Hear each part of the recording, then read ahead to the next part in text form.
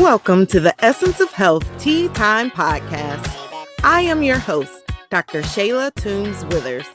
As a double board-certified family and obesity medicine physician with over 12 years of experience in medicine, I teach motivated individuals how to achieve their desired quality of life while preventing and reversing chronic diseases. It's tea time. On today's episode of the Essence of Health Tea Time Podcast, I have a special guest, Dr. Carolynn Francavilla.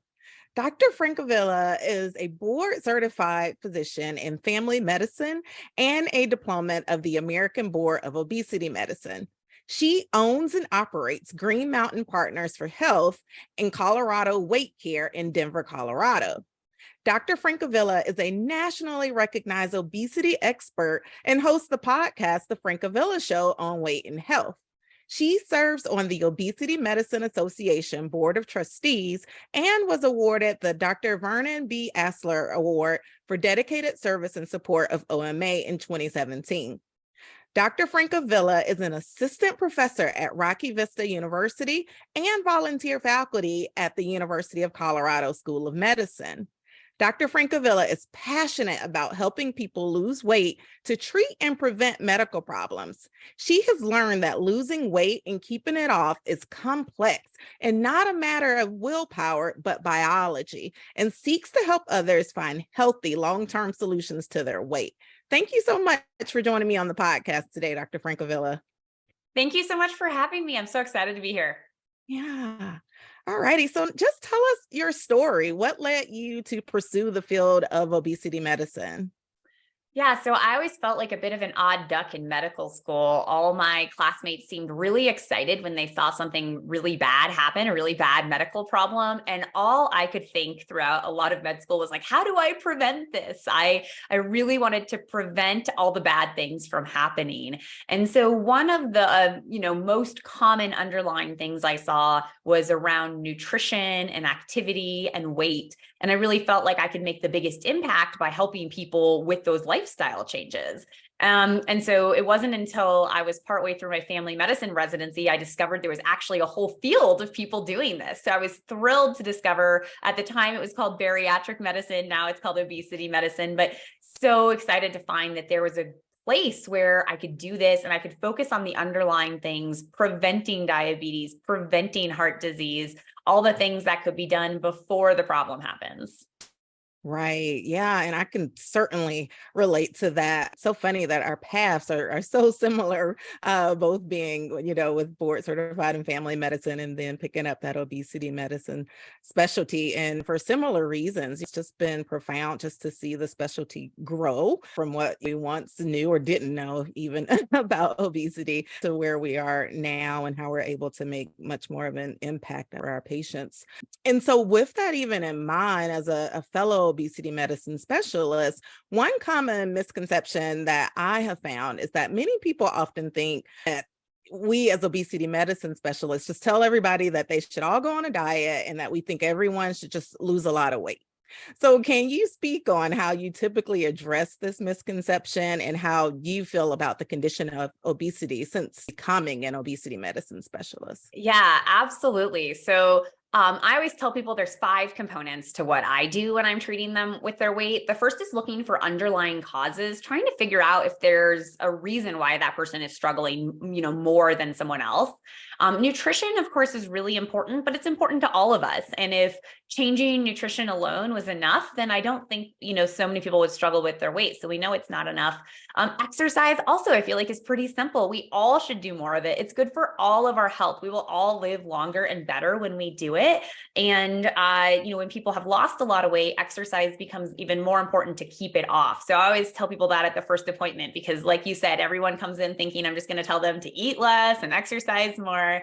And then I always, talk about medications, if those are appropriate options, and the behavior change. And so really at the end of the day, it's looking at all those components together because, magazines and pop culture will tell people that it's just one thing you have to do, when in reality, we all have to be making these healthy choices. And if you're trying to lose weight, you might have to get even more aggressive than the people who are just trying to maintain their health. So I always like to start that conversation in my clinic. And I always like to make it really clear that I am doing this for health. So I see people who maybe don't have that much weight to lose, but they have a lot of improvements that can be made in health. And then sometimes I have people where their weight might be pretty high on a BMI chart, but they're really active and their blood work looks great and they feel great. And so maybe weight loss isn't, as essential for that person or even necessary. Yeah, yeah. And I'm glad you touched on that because, often what we see is this weight bias where we automatically in society think that because a person may appear to be of a larger weight, that they're automatically unhealthy. But as you said, and I've seen the same thing where people who appear to be, what society may think is thin or a good weight to be, and yet they still have these health conditions too. And so, yeah, there are certain things like you mentioned nutrition as well as exercise, sleep, stress, all of those things are important for all of us. And so it's not so much that we should just have this bias against people who just appear to be larger than they should be. Absolutely. Yeah. And another thing you touched on is about medication management. And it has certainly been a hot topic in the media. We've heard about all of the celebrities getting their semaglutide, losing this tremendous amount of weight. And for the audience, you can actually refer to episode 7 of the Essence of Health Tea Time podcast to get some of the background information about the current FDA approved obesity medications and how each one of them works. But Dr. Francavilla, how do you incorporate medication management into the treatment of obesity into your practice? Yeah, it's absolutely one of the components, right? So medication alone is probably not going to improve your health. You should be making some intention towards your nutrition, right? You should be making some choices that are good for your health. You've got to get the sleep, like you mentioned. You've got to get movement in. And so medications are a really important tool, but for many people, it's really hard to lose weight or lose significant weight from those lifestyle things alone. And that's where medications can become so powerful because they interrupt the biology. Our biology really is to gain weight over time. And our body sees it as a really bad sign when we start to lose weight. And so the medications kind of interact with that biology in a way that it decreases our hunger. It makes us feel more full and satisfied. And it's much easier to eat less food and to make those changes.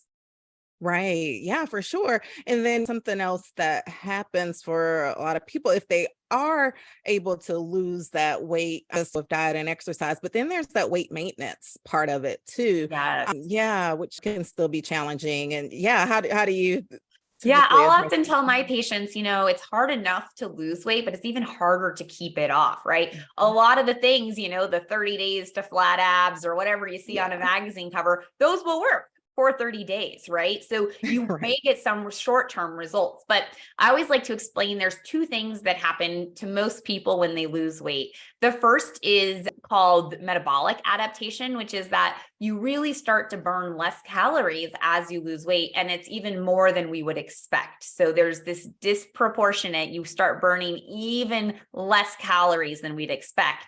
And then the second thing is this appetite adaptation, which means you are hungry and less full than before you started to lose weight. And so it becomes really, really challenging to keep losing weight on just a diet and with just exercise because our body's fighting it. And so the medications really help fight that so that it's easier to stick to your plan.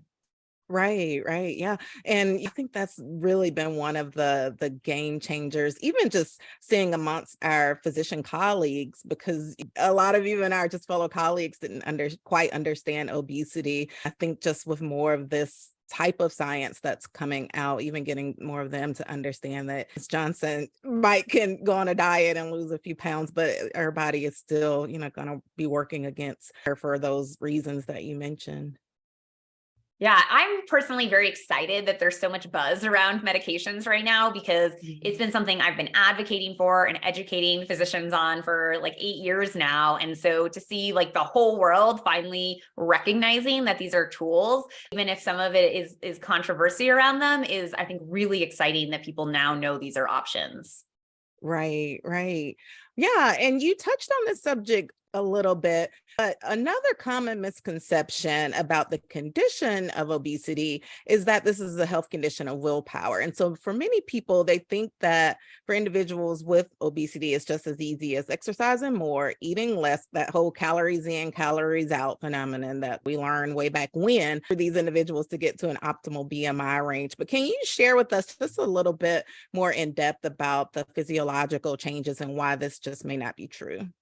Yeah, I think the first thing I always try to acknowledge is that hunger is a real sensation. So lately I've been comparing it to having to go pee, right? If you have to go pee, at a certain point, you can't think about anything else and you just have to stop what you're doing to use the restroom, right? Like, so, and for some people, maybe even have an accident, right? Depending on what your body's like, right? So the urge to eat is often just as biologic. We are designed to eat, we're designed to keep ourselves fueled. And so, it's really not willpower, it's just biology. We really can only do so much to override that hunger. And in fact, when someone has the ability to truly override that, that really becomes an eating disorder at the other end of the spectrum, like anorexia, right? It's unusual for someone to be able to restrict the food they eat that dramatically and completely override those hunger signals. So, it's really abnormal to be able to do that. And I think just recognizing that, right? Like this is normal biology. We are designed to eat and to at least gain a little weight biologically. It makes sense. Right. Unfortunately, we live in a world where for many of us, it's really easy to eat too much. Willpower can't overcome that biology. Sometimes people in the field will compare it to like depression, right? If we just tell Mhm. someone with depression to think happy thoughts, right? Well, Right. that Yeah, that doesn't work. That's not how depression exactly. works, right? Or, if you just told someone with high blood pressure to calm down, right? There's a lot of physiology. It's not all about just controlling your body. Our body does things, out of our control. And I think recognizing that is really the first step for both patients and doctors when we talk about treating weight. Yeah, yeah, so true. And that was a great analogy too. If you're frustrated with your weight, taking more medications than you like to, have been told that you are at risk for the development of a chronic preventable disease, or just are not feeling in the best of health, then I'm talking to you. Why? Because you're tired of fat dieting. You know it's time for a change and you want a sustainable plan to improve your health. If you have found yourself at this place in life, well, I have developed a program that's just for you. It's called The Essence of Health, and it's your prescription for transformation. My goal with this program is to give you the tools needed to create sustainable lifestyle changes within a group coaching setting, along with one-to-one individualized coaching to give you a personalized path to health that's just for you. The benefits are priceless, so join today. Head on over to eohcoaching.com to learn more. The essence of health is in you. And now, as a board member of the Obesity Medicine Association, what is one goal that you are working towards achieving in the field of obesity medicine? Yeah, I mean, as an organization, our big goal is really around education. So our organization does lots of education for clinicians, whether that's doctors, nurses, nurse practitioners, dietitians. So we really are the group out there, I think, teaching, educating, creating tools for clinicians to use with their patients. My personal objective is always around advocacy. So working to reduce weight bias and improve coverage for these medications, because even though we have some really wonderful tools, they are often not covered by insurance. And that is a huge problem because our patients deserve access to these medications. We've already, as we talked about, this is not about willpower. You can't just diet and exercise these metabolic problems away. And so my big passion really is around trying to push to get better coverage for these services for people.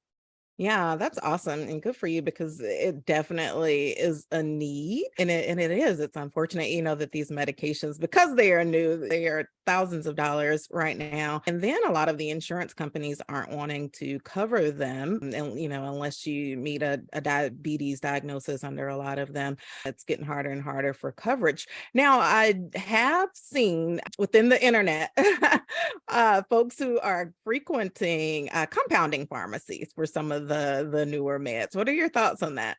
Yeah. So, the one that we're often seeing advertised compounded is semaglutide, and semaglutide is not available generically as of 2023. It won't be generic for quite some time. So where this quote compounded semaglutide could be coming from or being made is really questionable. There's only one drug company that has the authorization to make this medication right now. So I'm very leery of that. I do not recommend it for my patients because we just don't know what the supply source is. We don't know the purity. There's a reason we have our FDA in the United States to regulate medications. I think we've all put a lot of faith in them in the last few years, and I will continue to do so myself and recommend that my patients use FDA approved medications.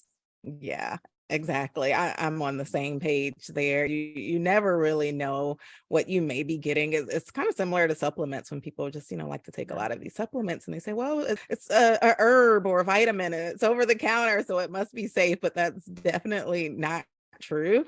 There are a lot of things that you can buy that definitely may not necessarily be safe. So you folks who are listening, if you are looking at some of the compounded medications to save money, you definitely want to discuss that with your doctor as well as the pharmacist that you may be getting it from, to be sure that you're getting something safe there. All righty. Now, for our audience listeners who may be seeking obesity treatment for themselves or even a family member, where do you suggest they start with finding appropriate care? Yeah, so I think a lot of family physicians like us are starting to feel more comfortable. So you could certainly ask your current doctor if this is something they know about. But if they're not comfortable with it or you want someone with a little more expertise, there's two great databases that have sort of more experts in the field. So we have the ABOM, the American Board of Obesity Medicine, and that's the exam that physicians can take to become specialized in this field. And they have a whole list by zip code of who you can see. And then the Obesity Medicine Association also has a data bank of members of the Obesity Medicine Association. So that's going to be a clinician who is getting some education through the OMA, and has dedicated themselves to joining that organization and has a passion and a knowledge base in how to treat obesity. Yeah, those are great resources. And now, is there anything else particularly that you would just like to share that you wish everyone would know about obesity? I think it really comes down to your own personal health. And I really try to emphasize that with my patients. So in some ways, it's great that we've kind of defined obesity as a disease and we're getting more comfortable using that word. But I think for some people, obesity can feel like a really big thing. Like they're like, ooh, obesity can sound intimidating or scary or dramatic. And at the end of the day, I tend to use the word weight a lot more. And how is weight affecting your health? So, again, you can have someone who only has maybe 10 pounds that they could lose, but that weight on their body for whatever reason is really impacting their health. And they have high cholesterol and high blood sugar and high blood pressure, and maybe losing weight would help that person. And you may have someone else who has a much higher BMI, but they are doing everything they need to do in life. Their blood work looks great. They have no issues. And maybe it's actually less important for that person to lose the 10 pounds. So I always like to bring it back to health. What are your goals? What are your body's needs? How is your body responding? Because different bodies can tolerate different amounts of weight. Yeah. That's so very important. We are all unique individuals. And that's another reason why a lot of times I've seen in my own practice that people who start these kind of one size fits all diet plans, why they feel so defeated. And it just, well, why doesn't this work? Because we are unique individuals, and what may work or one person need may not necessarily work for you or you need, which is why it's helpful to have folks like Dr. Francavilla, who's a specialist in this, and myself, who are able to help. So, Dr. Francavilla, thank you so much for being on the podcast. How can my audience connect with you more? Yeah, I have a podcast that's dedicated entirely to health and weight, and that's the Dr. Francavilla Show. And then on Instagram, I'm Dr. Francavilla, Twitter, Dr. Francavilla, and Facebook. So find me any of those places, and I'd love to connect. All righty. Awesome. Thank you so much. Thank you. Thank you for joining me today on the Essence of Health Tea Time podcast. Click the subscribe button on your favorite podcast platform so that you never miss a moment of the Essence of Health Tea Time podcast. Check out the show notes to obtain your free tips for healthy living guide to get you started on your health and wellness path. Follow me on social media at Essence of Health Wellness Clinic on Facebook, Instagram, and YouTube, and at dr.tw@EOHWC on TikTok. Interested in becoming a member of the Essence of Health coaching program? Well, head on over to www.eohcoaching.com.